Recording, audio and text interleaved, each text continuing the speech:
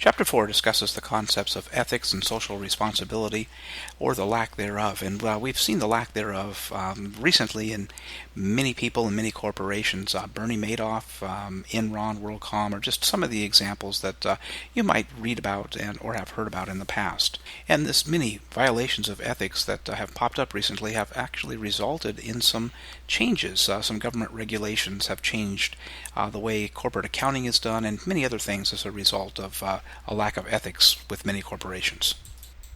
One of the things that you'll read about in this chapter is the fact that ethics are kind of a gray area sometimes. It's not always the law.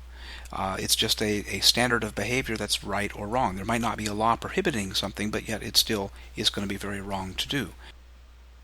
As you might expect, ethics usually involve basic moral values, but there is also some differences between societies and cultures as to what really is accepted as right and wrong.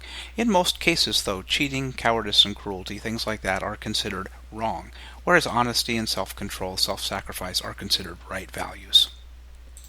In addition to the 3 questions that the book gives you to ask when you're facing an ethical dilemma, the Rotary Club International also has a 4-way test that's also helpful. And the 4 questions on that 4-way test are: number 1, is it the truth? Number 2, is it fair to all concerned? Number 3, will it build goodwill and better friendships? And number 4, will it be beneficial to all concerned? So when you're faced with an ethical dilemma, you do want to analyze it and ask yourself those kinds of questions. One of the biggest examples of ethics violations would be Enron.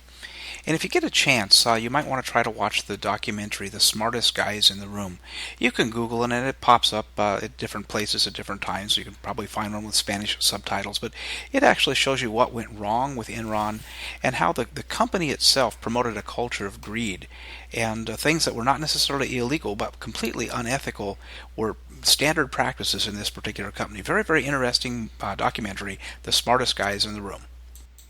If you do get a chance to see that video, The Smartest Guys in the Room, it will actually show you that the corporate culture really determines what ethics are going to be practiced. And if the leaders of the company are unethical and they encourage unethical activities, well, that's exactly what you're going to see in the employees.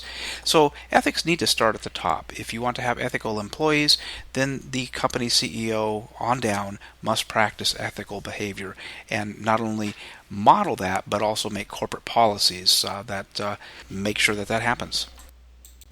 One way that companies ensure that there are no ethics violations is by incorporating codes of ethics or ethics codes. And these are written codes of acceptable ethical behavior. And it's kind of sad that companies have to have this, but a lot of people don't have the same moral compasses. And what one person might think of as not necessarily wrong might be considered by most of the members in that society as completely wrong. So ethics codes are helping companies make sure that everybody acts in an ethical manner. Most of you will have heard the name Martha Stewart and be familiar with her, and she actually went to prison for insider trading. Now, insider trading is not only unethical, it's also illegal. And what she actually did is she actually got a little bit of information about a company and decided to sell that stock before the general public found out. And because she was privy to that information, that was considered insider trading.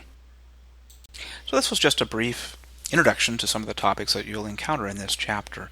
Make sure you read the chapter thoroughly, study it, learn the terms. Make sure you do take your chapter quiz and take a look at that syllabus. Make sure you do any other assignments that are due for this particular lesson.